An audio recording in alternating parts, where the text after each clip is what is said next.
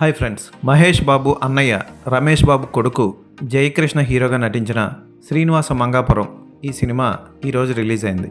మహేష్ బాబు అన్నయ్య కొడుకు అని తెలిసినా సరే చాలా చోట్ల ఈ సినిమాకి షోలు వేయకుండా మధ్యలోనే ఆపేయడం విశేషం. అంటే 1-2 టికెట్లే తెగడం వల్ల, పబ్లిసిటీ కూడా సరిగ్గా లేకపోవడం వల్ల, అందులోనూ RX100 మంగళవారం లాంటి సినిమాలు తీసిన అజయ్ భూపతి డైరెక్టర్ అంతగా పేరు తెచ్చుకోకపోవడం వల్ల ఈ సినిమాకి సరైన బుకింగ్స్ రాలేదు. ఓపెనింగ్స్ అస్సలు లేవు. అయినా పర్వాలేదని ఈ సినిమాకి వెళ్తే ఈ సినిమా ఎలా ఉందో ఇప్పుడు చూద్దాం. వేరొక పేరు పెట్టుకొని తిరుపతి వచ్చి అక్కడ మంగ అనే అమ్మాయిని, ఆ మంగ తండ్రి ఒక పెద్ద రౌడీ పెద్దిరెడ్డి ప్రేమిస్తాడు హీరో. ఆ తర్వాత ఆ అమ్మాయి నిశ్చితార్థం అయిపోయిందని చెప్పినా సరే ప్రేమిస్తూ వెంటబడతాడు. అసలు ఎందుకు అంతలా వెంటబడుతున్నాడు, అతని మనసు ఎందుకు పడి లేస్తుంది, హీరోయిన్కి ఏదైనా మెమరీ లాస్ ఉందా, ఇవన్నీ తెలుసుకోవాలంటే సినిమా చూడాలి. అప్పుడు ఎప్పుడో తొలి ప్రేమ సినిమాలో అద్భుతంగా చెల్లి పాత్రలో నటించిన వాసుకి ద్వారా హీరో పేరు శ్రీను కాదని వేరే పేరని చూపిస్తారు. ఇంటర్వెల్ వేసిన తర్వాత అక్కడ ఏదో పెద్ద బీభత్సం ఉంటుంది, అంటే ఏముండదు. సినిమా చాలా బ్లాండ్గా వెళ్తుంది. ఆ తర్వాత ఏం జరిగినా పర్వాలేదు, ఏదో ఒకటి జరుగుతుందిలే అన్నట్టు ప్రేక్షకుడు ఫీల్ అవుతాడు.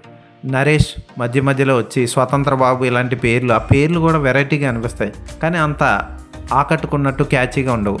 ఆ పేర్లు పెట్టుకొని ఏదో చిన్న కామెడీ ట్రై చేశారు బ్రహ్మాజీతో, అది కూడా వర్కౌట్ అవ్వాల.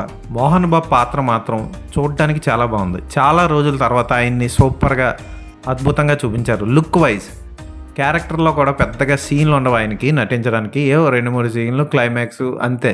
అద్భుతంగా చేశాడు ఆయన సీనియారిటీ, ఆయన ఎక్స్పీరియన్స్ తెర మీద అద్భుతంగా చూపించాడు. అఫ్కోర్స్ ఆయన ఒక లెజెండ్, నిజంగానే ఆయన లెజెండ్ అంటే ఉదాహరణకి ఒక మెగాస్టార్ చిరంజీవి కానీ, బాలయ్య కానీ, మోహన్ బాబు కానీ, రవితేజ కానీ. ఎందుకు వీళ్ళని పర్టికులర్గా చెప్తున్నానంటే వీళ్ళు చేసిన కొన్ని పాత్రలు ఉంటాయి, వేరొకటి ఎవరిని ఊహించుకోలేం. ఉదాహరణకి పుష్ప పాత్రని KGF యష్ కూడా చేయగలడు, KGF పాత్రని పుష్ప అల్లు అర్జున్ కూడా చేయగలడు. కానీ మోహన్ బాబు పోషించిన పాత్రని వేరొకళ్ళు ఎవరు పోషించినా మనం చూడలేం. దానికి ఉదాహరణ మలయాళం అల్లుడు గారి సినిమా చూసి మన తెలుగు అల్లుడు గారు చూస్తే మనదే బాగుందనిపిస్తుంది, అంత బాగా నటించాడు ఆయన. ఇక కొత్త హీరో రాషా తడాని ఆల్రెడీ ఓ సినిమాలో యాక్ట్ చేసింది. ఉయ్యమ్మ అనే సాంగ్ కూడా చాలా ఫేమస్ అయింది. ఆవిడికి సెకండ్ సినిమా, తెలుగులో ఫస్ట్ సినిమా. ఆవిడ పర్వాలేదు, ఏదో చేసింది, కానీ ఆవిడ చూడడానికి లుక్స్ అన్నీ నార్త్లో ఉంటాయి. మన ఆంధ్ర సైడు గెటప్లు అవి వేసారు, కానీ ఆ అమ్మాయి చూడడానికి మన తెలుగు పిల్లలా అనిపించలేదు. మెయిన్ అక్కడే దెబ్బతింది. ఇక డైలాగ్స్ కానీ ఎక్స్ప్రెషన్స్ కానీ వచ్చి రాని తెలుగులో ఇష్టం వచ్చినట్టు చెప్పినట్లు అనిపిస్తుంది. ఓకే, అయితే ఇక్కడ ప్రధాన హీరో జయకృష్ణ మీద అందరి దృష్టి ఉంటుంది. ట్రైలర్ చూసినప్పుడు కూడా అంతగా ఇంప్రెస్ కాలేకపోయారు ప్రేక్షకులు అతని నటనతో. ఉదాహరణకి ఒక ఎమోషనల్ సన్నివేశం ఉంటుంది, ఏదేం జరిగినా నేను నిన్ను వదలను అని చెప్పే సన్నివేశంలో ఫేస్లో ఎక్కడా కూడా ఎక్స్ప్రెషన్ ఉండదు. అలా చాలా సీన్లో నటించాడు. అయితే ఫైట్స్ పర్వాలేదు అనిపించాడు. డ్యాన్స్ అస్సలు ఏదో జస్ట్ నాకు డ్యాన్స్ చేయగలను అని నిరూపించుకోవడానికి చేసినట్టు ఉంటుంది తప్ప డ్యాన్స్లో చాలా వెనకబడ్డాడని చెప్పొచ్చు. ఫైట్స్ పర్వాలేదు అనిపిస్తాడు. అయితే ఆ ఫైట్స్ అన్నీ మనకి మహేష్ బాబు చేసిన సినిమాల్లో ఫైట్స్నే రిపీట్ చేసినట్లు అనిపిస్తాయి.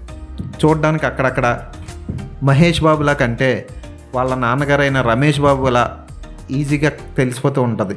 ఆయన ఫేస్ని అచ్చుగుద్దినట్లు దింపేసినట్టు అనిపిస్తుంది మనకి చూస్తున్నప్పుడు. నిజం సినిమాలో గోడ మీద కూర్చొని అమ్మ చేతి గోరుముద్దలు తినే బాబుగా నటించిన వ్యక్తే ఈ జయకృష్ణ. అయితే ఇతను ఫస్ట్ సినిమా అవడం వల్ల మనం ఇతని క్షమించవచ్చు. అంత పెద్ద సూపర్ స్టార్ల కుటుంబంలో పుట్టిన జయకృష్ణ ఒక్క ఎమోషన్ సీన్లో కూడా అద్భుతంగా చేయలేకపోవడం విశేషంగా అనిపించింది నాకు. ఒక్క ఎమోషన్ సీన్ కూడా చేయలేకపోయాడు. ఇక డైలాగ్ డెలివరీలో కూడా చాలా ఇంప్రూవ్ అవ్వాల్సి ఉంది. మాటలు చెప్పేటప్పుడు మూత ఒకటి కదుపుతున్నాడు తప్ప, ముఖ్యంగా ఈయన ఫేస్లో పెద్ద ఫాల్ట్ కళ్ళు, చాలా చిన్న కళ్ళు ఉండడం వల్ల ఎక్స్ప్రెషన్స్ అంత బేగా బయటికి రావు. అలాంటప్పుడు అతను ముక్కుని, కనుబొమ్మల్ని, మూతిని వాడాలి. ఉదాహరణకి అక్షయ్ ఖన్నా అనే నటుడు ఉంటాడు బాలీవుడ్లో, ఆయన కళ్ళు అంత పెద్దగా లేకపోయినా మీడియం సైజే, మరీ ఇంత చిన్నవి కాదు. ఆయన అద్భుతమైన ఎక్స్ప్రెషన్స్ ఇస్తాడు కనుబొమ్మలు, మూతి, ముక్కుతో. అలా చెయ్యాలి. అలా చేస్తే తప్ప జయకృష్ణ పైకి రాలేడు. ఇంకొకటి, మరీ బుగ్గలు, లేత బుగ్గలు, మొగ్గలు అన్న టైప్లో యంగ్ కుర్రోడ్లో ఉండడం ఒక మైనస్ పాయింట్. ఇలాంటి పాత్రకి కొంచెం రగ్గుల్ లుక్ రావాలి, అంటే అతను కొంచెం బుగ్గలు తగ్గించుకోవాలి. ఒక పెద్ద స్టార్ కుటుంబం నుంచి వచ్చే హీరోని పరిచయం చేసేటప్పుడు దర్శకులు ఎంతో కేర్ తీసుకుంటారు. ఉదాహరణకి వైజయంతి మూవీస్ పరిచయం చేసిన హీరోలు అందరూ టాప్ రేంజ్లోకి ఏమీ వెళ్ళిపోలేదు. ఉదాహరణకి నేను ఒక్కటి చెప్తా. తారకరత్న అనే హీరో ఉన్నాడు నందమూరి వంశం నుంచి. ఆయన్ని కూడా వైజయంతి మూవీస్ ద్వారా పరిచయం చేశారు. ఆయన కూడా పెద్దగా సక్సెస్ అవ్వలేదు. వైజయంతి మూవీస్లో ఏమీ అంత మ్యాజిక్ ఏం లేదు, ఆ హీరోలోనే ఉంది ఆ మ్యాజిక్.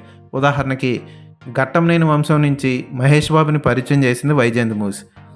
ఆ సినిమాలో అప్పటికే బాల నటుడిగా కెమెరాని ఫేస్ చేసి మహేష్ బాబు ఎంతో కొంత ఎక్స్పీరియన్స్ ఉండడం వల్ల చాలా చక్కగా ఎమోషన్స్ అన్నీ పలికించేశాడు. చక్కగా నీట్గా ఉంటుంది ఆ సినిమా. ఫస్ట్ హీరో సినిమాలా ఎక్కడ మీకు అనిపించదు, అద్భుతంగా చేశాడు అనిపిస్తాడు మహేష్. హీరో ఎలాంటి సినిమానన్నా చేయగలడు అన్నట్టు చూపించడానికే ఫస్ట్ సినిమాని ఒక డెమో రీల్లా తీస్తారు కె రాఘవేంద్రరావు.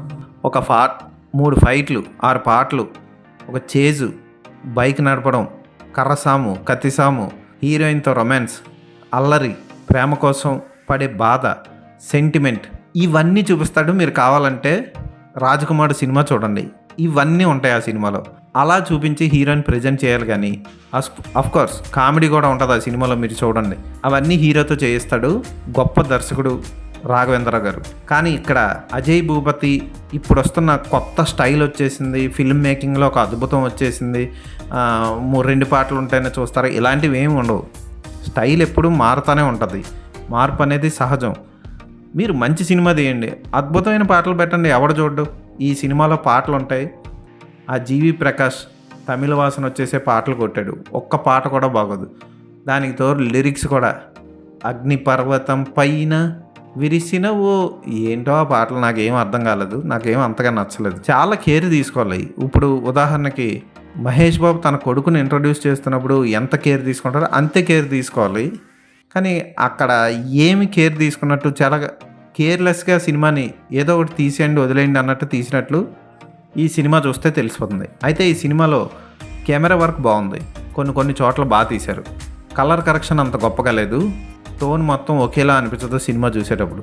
ఇక కిక్ శ్యామ్, మాస్టర్ మహేంద్రన్, నరేష్, అజయ్, వాసుకి వీళ్ళందరూ తమ పాత్రలకు న్యాయం చేశారు. వాళ్ళకి నటించడానికి స్కోప్ ఉన్న సీన్లు ఏమీ లేవు, అంతే అక్కడ జరిగింది. ఎడిటర్ చాలా కష్టపడి ఒక 20 నిమిషాలు తీసేస్తే సినిమాలో కొంచెం స్పీడ్ పెరుగును. అలాగే యాక్షన్ సన్నివేశాలు రియల్ సతీష్ పర్వాలేదు, బాగానే తీశారు. ఫైట్స్ బాగానే చేశాడు జయకృష్ణ. ఇక డ్యాన్స్లు అయితే కొరియోగ్రఫీ కూడా అంత గొప్పగా లేదు, ఏదో కాళ్ళు అటు ఇటు ఊపుతూ కాళ్ళు ఇటు ఇటు ఊపే ఒక స్టెప్ కొంచెం గుర్తుపెట్టుకునేలా ఉందంతే. ఏదైనా ఒక స్టార్ హీరో ఫ్యామిలీ నుంచి పరిచయం అయ్యే కొత్త హీరో చేయాల్సిన సినిమా ఇది మాత్రం కాదు. అజయ్ భూపతి కూడా ఏదో ఒకటి తీద్దామని వదిలేశాడు అంతే. అఫ్కోర్స్ హీరోలో అన్ని కోణాలు చూపించడానికి ట్రై చేశాడు, కానీ అటువంటి కథ ఇందులో లేదు. అంటే కామెడీ, కత్తిసాము, కరసామి అన్నీ చూపించాలంటే ఇందులో కుదరదు. నేను ట్రైలర్ చూడగానే హీరోయిన్ల రక్తం కక్కుకొని నేల మీద పడిపోయిన సీన్లు చూసి ఇది ఇష్క్ జాదే అనే సినిమా అర్జున్ కపూర్, పరిణీతి చోప్రాల ఫస్ట్ సినిమా యశ్రాజ్ ఫిలిమ్స్ తీశారు, ఆ సినిమాలా అనిపించిందే అనుకున్నాను. ఇంచుమించు అలా కూడా అనిపించిందే అక్కడక్కడ. ఈ సినిమాకి నేను ఇచ్చే రేటింగ్ 2/5.